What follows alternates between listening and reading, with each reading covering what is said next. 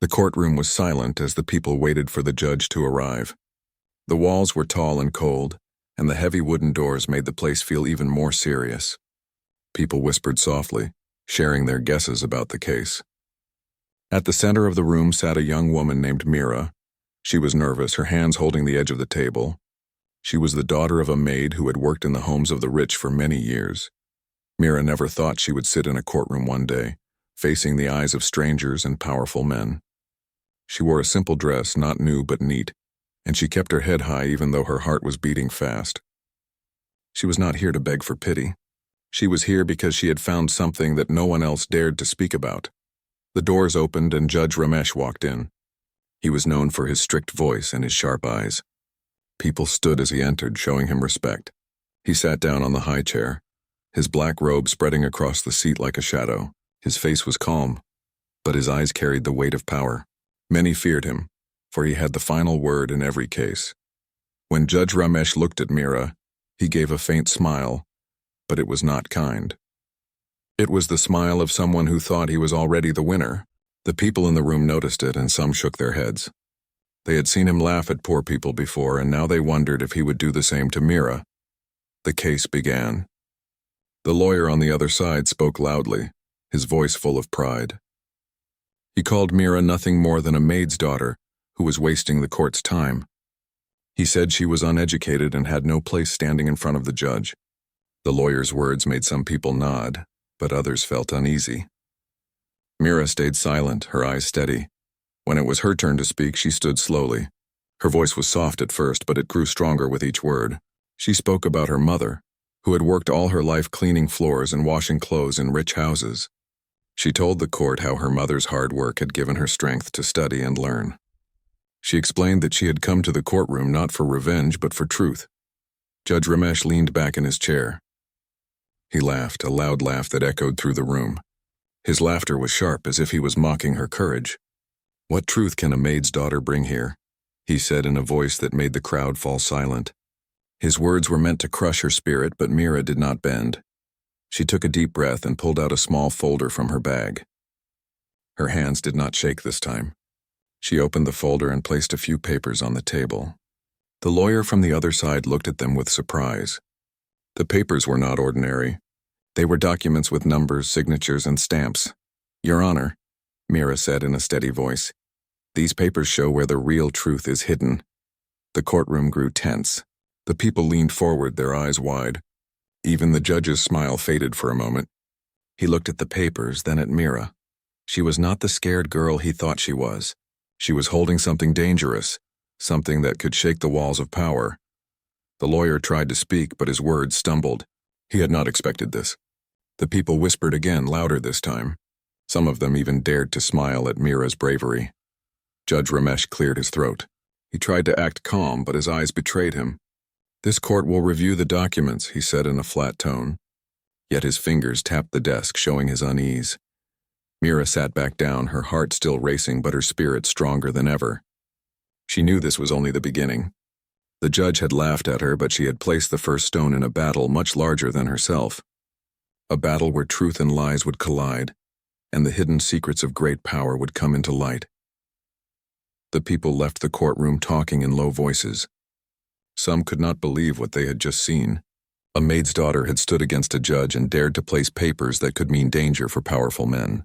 Many thought Mira was brave, but others whispered that she was foolish. They said the judge would never forgive her for such boldness. Mira walked out of the building with her folder close to her chest. She did not look left or right. She knew many eyes were on her, and some of them carried hatred. Outside the gate, her mother, Lada, was waiting. The older woman held her hands together, fear written across her face. "Did you speak as you promised?" Lada asked, her voice shaking. "Yes, Mother," Mira answered firmly. "I spoke and they listened. Even if they laughed, the papers are now in the court." Lada's eyes filled with tears. She hugged her daughter tightly. "You are walking a dangerous path, my child. Do you know who you are standing against?" "I know," Mira whispered. "But someone has to do it." That night, the judge sat alone in his large house. The walls were covered with fine paintings and golden lamps lit every corner. He poured himself a drink, but his hand trembled slightly. He could not forget the sight of the papers on the table. His laughter had silenced the crowd for a moment, but inside, his heart had jumped with unease. Judge Ramesh had lived with power for years.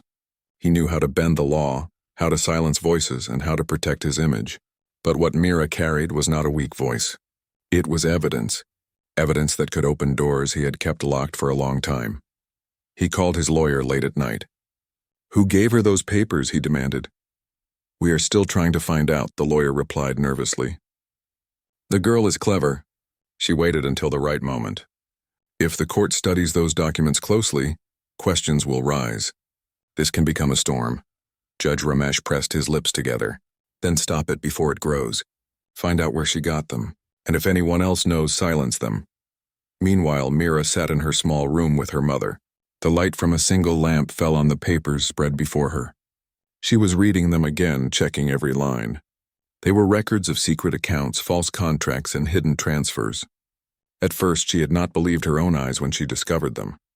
Months ago, she had been working as an assistant in a small office where she helped type letters and file documents.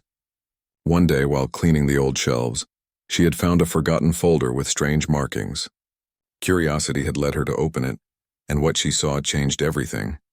The numbers were huge, in millions, hidden behind fake projects and false reports. She had shown the papers to her mother, who told her to leave them alone. But Meera could not. She started to collect more information quietly. She copied files, noted down details, and kept them hidden in her bag. Slowly, she understood that it was not just small theft. It was a scheme that stretched wide, touching banks, companies, and powerful men. And at the top of it stood Judge Ramesh. The next morning, news spread in small corners of the city. Some reporters heard whispers of a case where a young woman had dared to bring evidence against a judge. A few small papers printed short stories without names, only hinting at a storm coming. People in tea shops and markets began to talk. Who was this girl? They asked if the judge's wealth was as clean as it appeared. The judge's friends grew uneasy. They visited him, asking if the rumors were true. He denied everything with a calm face, but inside his fear was growing. For the first time, he felt that a maid's daughter could shake his throne. That evening, as Meera walked home, she noticed two men following her. She turned down a small lane, and they turned too. Her heart beat faster. She held her folder tightly and walked quicker. When she reached her home, she looked back. The men stood at the corner, watching her with cold eyes before disappearing into the shadows.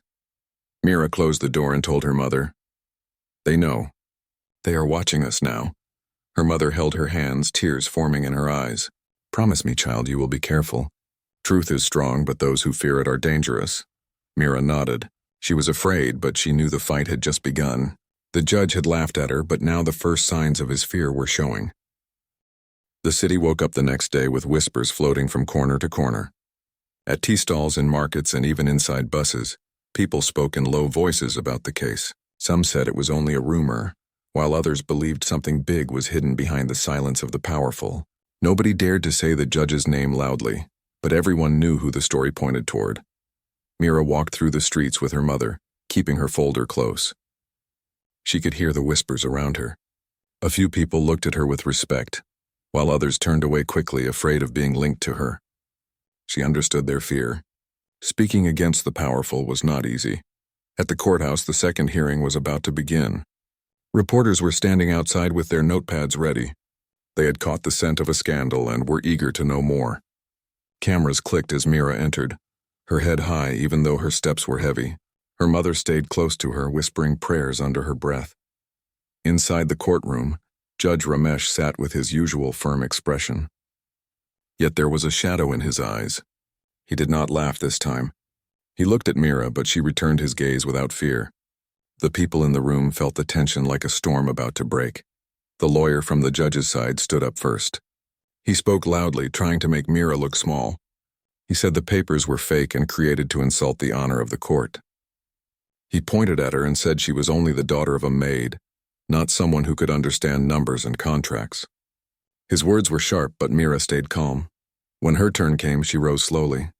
She opened her folder and placed more papers on the table. These were not just numbers, but letters, emails, and signed orders. She had gathered them carefully, each one proving how money had been stolen from the people and hidden under false names. The crowd leaned forward. The reporters scribbled quickly, their pens racing over the pages. Some of them exchanged glances, already knowing tomorrow's headlines would not be small. Judge Ramesh's face grew tighter. He picked up one of the papers and read it silently. His fingers pressed hard on the edge of the sheet. He looked up and said in a flat voice, "These documents will be checked for truth." But his eyes could not hide the flicker of worry. The hearing ended with no decision. Still, the people leaving the courtroom felt something had shifted.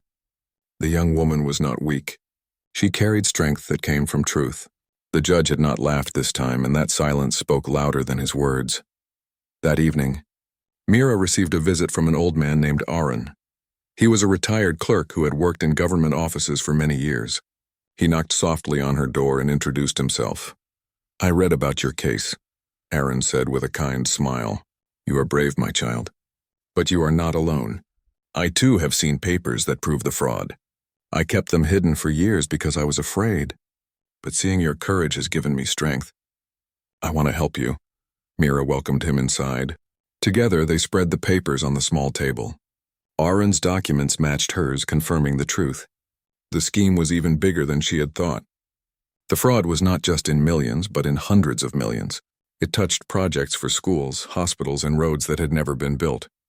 The money meant for the people had been stolen and hidden away. Her mother watched silently, her heart heavy with both fear and pride. She knew her daughter was walking into dangerous waters, but now she also saw that the truth was spreading. Others were finding courage. Far away in his large house, Judge Ramesh was not at peace. His phone rang constantly with calls from men who once smiled at him in public gatherings. They now asked hard questions. "What is happening?" they demanded. "Is it true what the girl is saying?" He gave them calm answers, but the walls of his power were shaking. He knew the next hearing would not be easy. He could laugh at a maid's daughter once, but now her voice had grown stronger. And with every passing day, the city was whispering louder. Mira stood at her window that night, looking at the stars. She felt fear, but she also felt hope. She was no longer standing alone. The truth was moving, and it could not be silenced forever. The third hearing was set for the following week, and by then the whole city was buzzing with curiosity. Small newspapers carried bold headlines about the case, and radio hosts asked listeners what they thought about a young woman who stood against a powerful judge. Some people called her a symbol of courage, while others feared she was walking toward her own ruin. Mira spent her days carefully preparing. She worked with Aaron, the retired clerk, to organize the papers. They marked dates, contracts, and transfers, making sure every line was clear. Mira knew the court would demand proof at every step, and she could not afford a single mistake. Her mother, Lada, often sat quietly by the window, watching the street with worried eyes. She noticed strangers standing near their home for too long, pretending to talk or smoke. Sometimes a black car slowed down outside, its windows dark, and then drove away without stopping. One night, Lada whispered to her daughter, "They are watching us again. I feel their eyes. You must be careful." Mira squeezed her mother's hand. "I will not step back, Mother. If I stop now, everything we have suffered will mean nothing. This is not just about us. It is about every family that lost food, medicine, and hope because of their theft." The words gave Lada both pain and pride. She feared for her child's safety, yet she could not deny the strength shining in her eyes. Meanwhile, Judge Ramesh sat in secret meetings with his allies. Wealthy businessmen, lawyers, and officials gathered around him in a polished room filled with smoke and tension. One man leaned forward. "The people are beginning to believe her. If this continues, all of us will be in danger." Another slammed his hand on the table. "We must stop her before the next hearing. If the evidence grows stronger, the court may be forced to act." Judge Ramesh listened silently. His face was calm, but his thoughts were racing. He had built his empire carefully, hiding every trail, bribing every hand. Yet now, one girl was pulling thread after thread, and the cloth was tearing apart. "We cannot let her speak freely again," he finally said. "If she brings more witnesses, everything will collapse. Make her afraid. Make her understand the price of her courage."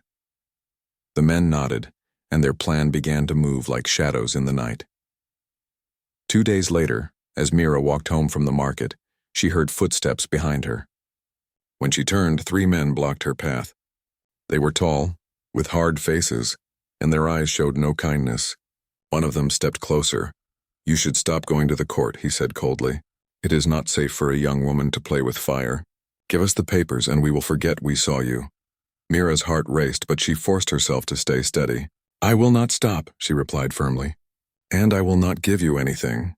The men laughed, but it was not a friendly laugh.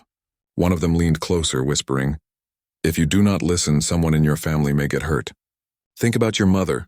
Mira's hands tightened around her bag. Without another word, she ran toward the busy street where people were walking and vendors were shouting. The men followed for a few steps, then stopped, knowing the crowd would see. They melted back into the alleys, their eyes promising they would return.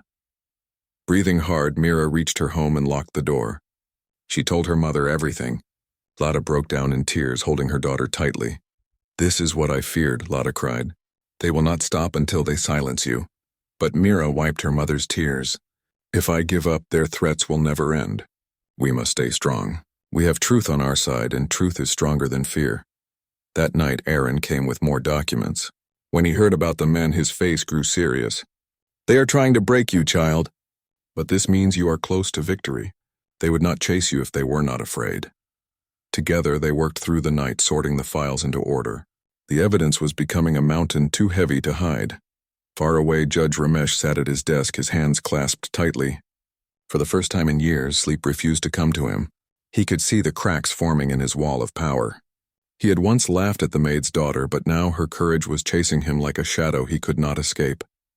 And as dawn broke, the city seemed to wait for the storm that was sure to come in the next hearing. The morning of the fourth hearing arrived with heavy clouds above the city. The air was thick, as if nature itself was waiting for something to happen. People gathered outside the courthouse far more than before. Reporters filled the steps with cameras and microphones, their eyes sharp for every move. Ordinary citizens stood nearby, whispering that today might bring answers. Mira stepped out of a small rickshaw, holding her folder close to her chest. She wore the same neat dress, simple yet clean, and her face showed both courage and worry. Her mother, Lada, walked beside her, holding her hand firmly. Aaron joined them at the gate, carrying his own set of documents.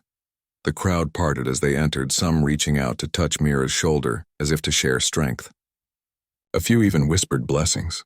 She felt the weight of their hope and fear pressing on her, but it only made her steps firmer. Inside the courtroom, Judge Ramesh sat higher than all, his black robe hanging heavily. His eyes scanned the room, pausing for a moment on Mira and her companions. He kept his face calm, but deep inside, anger and unease twisted together. The session began. The judge's lawyer once again stood first, his voice louder than before. He declared that the girl's claims were lies made to shame a respected figure. He waved his arms, saying no real evidence existed, only copies and tricks. His tone was sharp, but many in the crowd frowned. They had seen how Mira had stood strong in past hearings. When Mira's turn came, she rose quietly. She opened her folder and placed the new documents on the table. These were not only copies, but certified papers, stamped and sealed. Aaron stepped forward too, handing his own files to the court clerk. Together, the evidence painted a clear picture of fraud stretching across years. The courtroom grew tense. People leaned forward, holding their breath as the papers were read.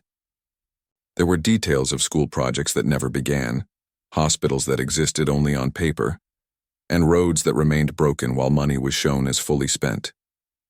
The sums reached into hundreds of millions, far more than anyone had guessed. Reporters scribbled furiously. Some whispered to each other, already shaping bold headlines. The crowd began to murmur, shock spreading across faces. Even those who had doubted Mira earlier now stared at her with respect. Judge Ramesh's jaw tightened. He tapped his fingers on the desk, his mask of calm slipping for a moment. He had not expected Aaron to step forward, nor the weight of certified seals. His lawyer shifted uneasily, sweat forming on his forehead. The judge raised his voice, calling for silence.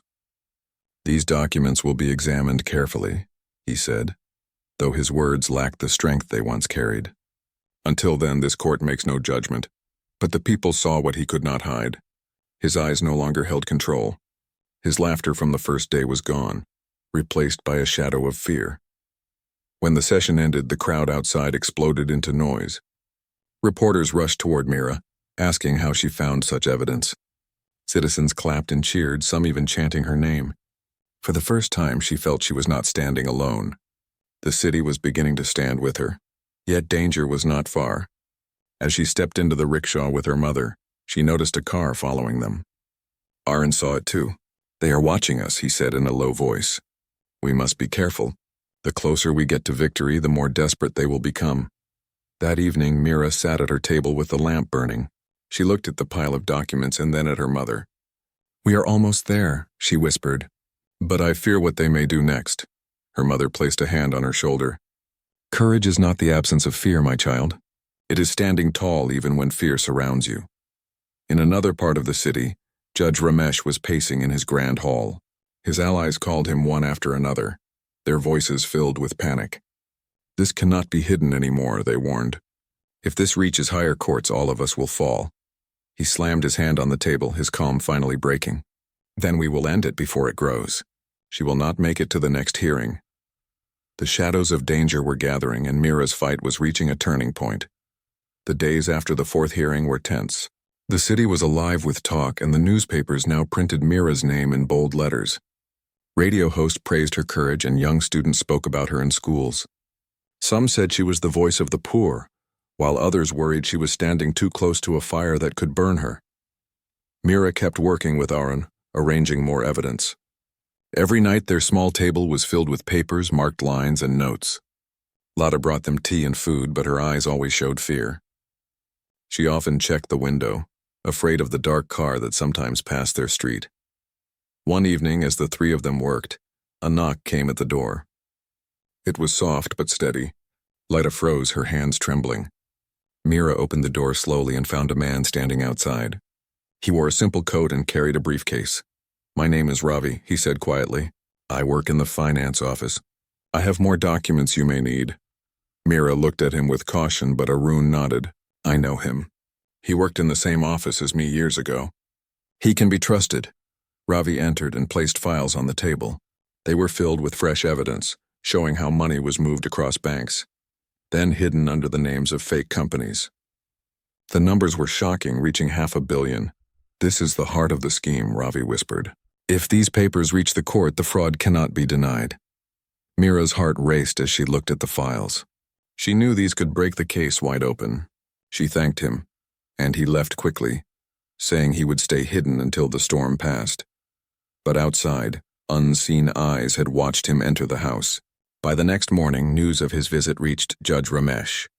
In his grand office, the judge listened as his men reported. His face grew dark. "They are building a wall too strong to break," he said. "If these papers are shown, it is over. We must act now." That night, as Mira walked to the corner shop, two men blocked her path. One held out a phone with a video playing. It showed her mother inside their house, sitting by the lamp. "We are inside your life," one man said coldly. "If you care for your mother, you will stop this case.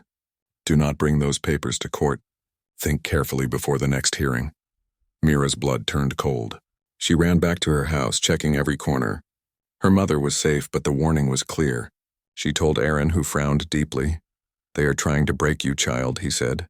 "They want you to believe you are helpless. But if you stop now, their power wins forever." That night, Mira could not sleep. She sat by the window watching the dark street. Her mind was torn between fear for her mother and her duty to the truth.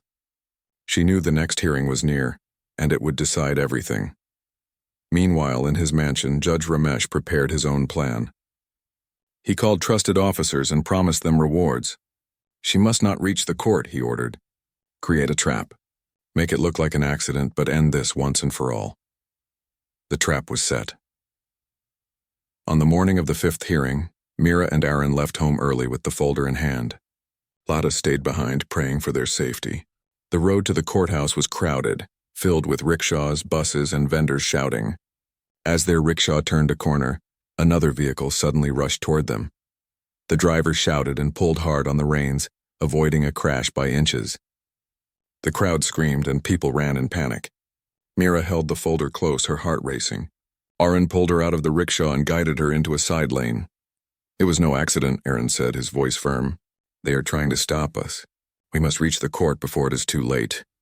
Together they ran through the busy streets, clutching the documents that carried the weight of $500 million. Behind them, shadows moved, still following, still waiting for the right moment. The battle was no longer just in the courtroom. It had spilled into the streets, where truth and lies raced side by side toward the final decision. The courthouse was overflowing on the morning of the fifth hearing. The steps were filled with reporters and the crowd stretched all the way to the main road. People held signs calling for justice. Some carried small flags while others chanted Mira's name. What began as whispers had now become a wave. Mira arrived with Aaron at her side. She clutched the folder that carried Ravi's documents, her knuckles white with pressure. Her mother had begged her to be careful before she left, but she knew there was no turning back. The truth had to be spoken today, no matter what danger waited outside. As she walked into the courtroom, silence fell. Even the reporters stopped writing for a moment. All eyes followed the young woman who dared to challenge the most powerful man in the city. Judge Ramesh entered a few minutes later. His robe flowed behind him and he carried himself with his usual pride. But his eyes betrayed the storm inside him. He sat down heavily, his hands gripping the wooden arms of his chair. The hearing began. The lawyer of the judge stood first, his voice sharp and angry. He called Mira a liar once again and claimed her witnesses were weak and false. He said the girl was being used by others to destroy the honor of the court. His words echoed, but many in the room looked unconvinced. The evidence had grown too strong to ignore. When it was her turn, Mira rose slowly. She walked to the center of the room, her folder in hand. Her voice was steady as she addressed the court. "I was once only the daughter of a maid," she said. "People laughed at me and told me I had no place here. But truth does not belong to rich or poor. It belongs to everyone. These documents show how money meant for schools, hospitals, and roads was stolen. It is not my voice alone speaking. It is the voice of every family who suffered because of this fraud." She opened the folder and handed the papers to the clerk. The room grew tense as the clerk carried them to the judge. Each page was stamped and signed, showing transfers of hundreds of millions into false accounts. The names of companies were fake, but the signatures were real. And among them was the signature of Judge Ramesh himself. The courtroom exploded in whispers. Reporters rushed to scribble notes, cameras clicked, and people gasped. The judge's lawyer tried to shout, but the sound was drowned by the crowd. Judge Ramesh's face turned pale. He picked up one paper and stared at it, then quickly placed it down. His hands trembled slightly, though he tried to hide it. For the first time, he looked cornered. Aaron stood and gave his statement as well. He explained how he had worked in the offices for years and had seen the fraud, but had been too afraid to speak. Now, with Mira's courage, he had come forward. His words were calm and clear, carrying the weight of experience. The people in the room began to cheer softly, their voices rising until the judge banged his gavel for silence. His eyes darted left and right as if searching for a way out, but there was none. The prosecution lawyer, representing the people, finally stood. His words struck like arrows. "The evidence is clear. This is not a case of a poor girl speaking lies. This is a case of a powerful man who thought he could hide behind wealth and fear. The truth has been brought to this court, and now justice must be done." Outside, the crowd grew louder, chanting for justice. The sound carried into the courtroom, shaking the walls.